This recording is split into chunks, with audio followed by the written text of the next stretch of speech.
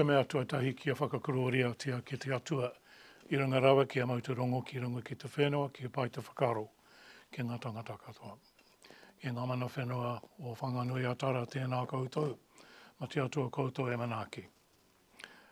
Ki tūpoko I tika, ngā mana whenua tēnā koutou. Ki ngā mema o tēnei huhunge I tēnei pō, te tūau tā wahi a tēnā koutou, e ngā homa tēnā koutou, ma te atua koutou e manaki. It's a rare privilege to be able to do this, like Murray, go back so far and then ask, what difference did it make? And I've decided, thank you for the opportunity, it was a transforming experience in just about every way you could think of. And in these 15 minutes, I'd like to just pick out a few anecdotes of the way it changed me. The more I think about it, the more change I think it did achieve. I put this slide up first because I was born in what I call Palmerston North. And in those days, I'm not going to say exactly when, but I did not know it was called Papaioia, which it had been called for 600 years. I grew up thinking it was Palmerston North, which of course to the Pākehā world it certainly is. But Papaioia is now commemorated in the city I was born in and grew up in with a marae, te marae o Hine, the daughter of peace, the Dawn Maiden. And they have this saying now in the middle of the square of Papaioia. It's wonderful to see this marae used by so many people, whether they are Māori or non-Māori. The University of Massey, of course, had a big multicultural cohort, food tech and many other things from Asia and the Pacific for a long way back. And I was aware of Pacific particularly and Asian students. As a boy growing up, we had Thai Colombo Plan students living with us in my home. But it was not the same as understanding how a different culture, how a different sense of belonging actually occurred for people until I went on VSA. And I came back from VSA beginning to discover Papaioia, not just Palmerston North. Now this is a slightly romantic picture of one of the big VSA icons and heroes, and I chose it rather than a photo for a particular reason. He was put in front of us as VSA candidates to inspire us to volunteer and to serve, as he of course did after Everest. You're very familiar with Nepal and so on. Schools, hospitals, medical centres and volunteers. And he was a VSA icon, and the mountain is behind him. The look in his eye is to, of course, climb and to achieve something new.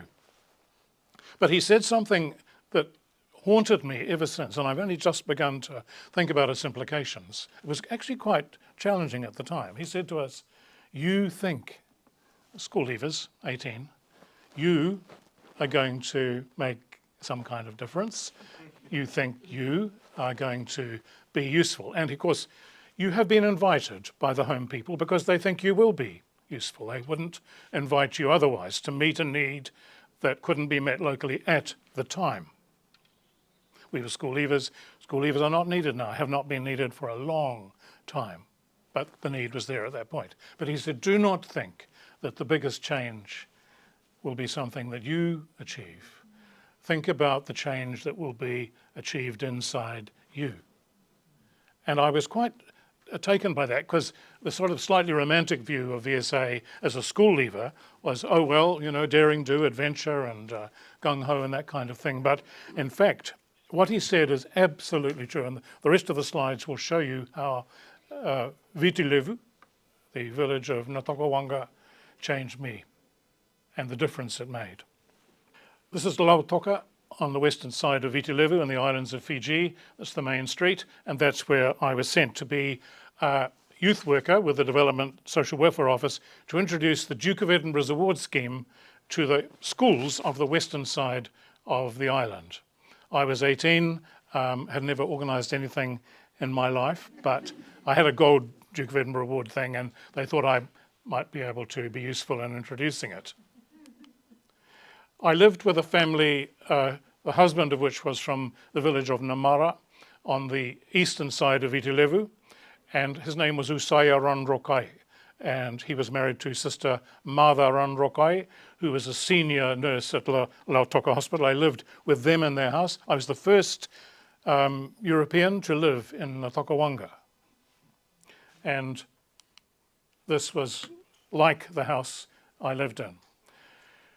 I'd had 2 days of Fijian language at the language lab here in Wellington with VSA. And brace yourself. I thought, I'll show them my Fijian language. I have 2 days of tape recordings. And so at the little village place there, they had a lovely meal. We sat down on the ground and there were leaves as a tablecloth, and we had cassava or tapioca, and we had other delicacies. And I thought to myself, I'll use my Fijian language. So I said in Fijian, well, what I wanted to say in Fijian was "Ausavia kana no tapioca," which means I would like to eat some tapioca. And instead of that, I accidentally said "Au sa tapioca," which means I am a tapioca. And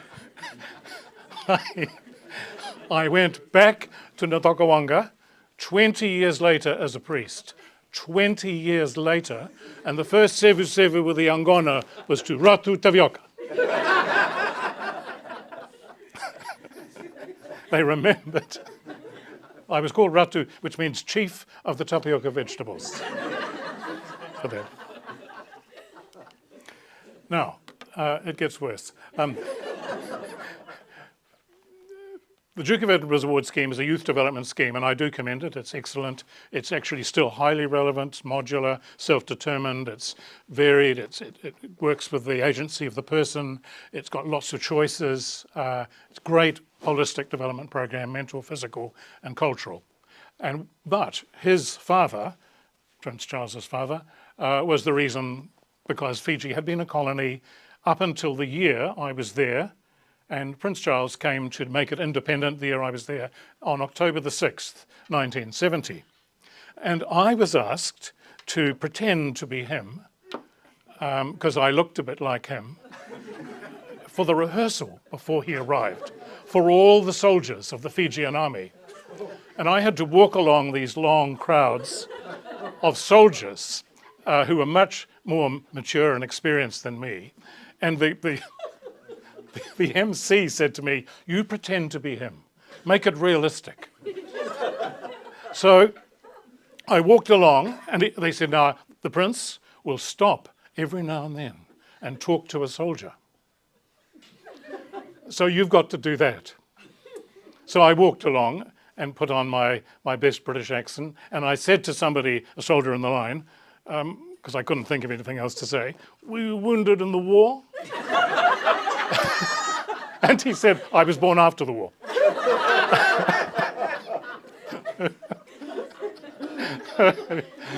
But that was Fiji, that was independence, and I got involved in the last days of the colonial office as it left Fiji, and Fiji became independent. I went to Massey University and I joined, after my year with VSA, the Pacific Island Students Association. I was one of the only Europeans, Pākehā, Pālangi, Kaiwālangi, to belong to the Pacific Students Association. And that shaped me and I wouldn't have joined if I hadn't been on VSA living in a Fijian village for a year. I wouldn't have joined, it wouldn't have occurred to me. And that shaped me intellectually and academically at Massey because of the school leaver year. Then, much later, I went to Oxford studying theology. I did a master's degree at Massey University in educational psychology, which was influenced quite a lot by my sense of youth work in Fiji, but later joined the church and they sent me to Oxford to do a master's degree in theology. And it was at Oxford that I found myself locating with the overseas non-English student community more than anybody else. And again, that orientation through VSA had moved me in that direction. I eventually, after Oxford, I got married, and Tureiti, you may have seen her on the television.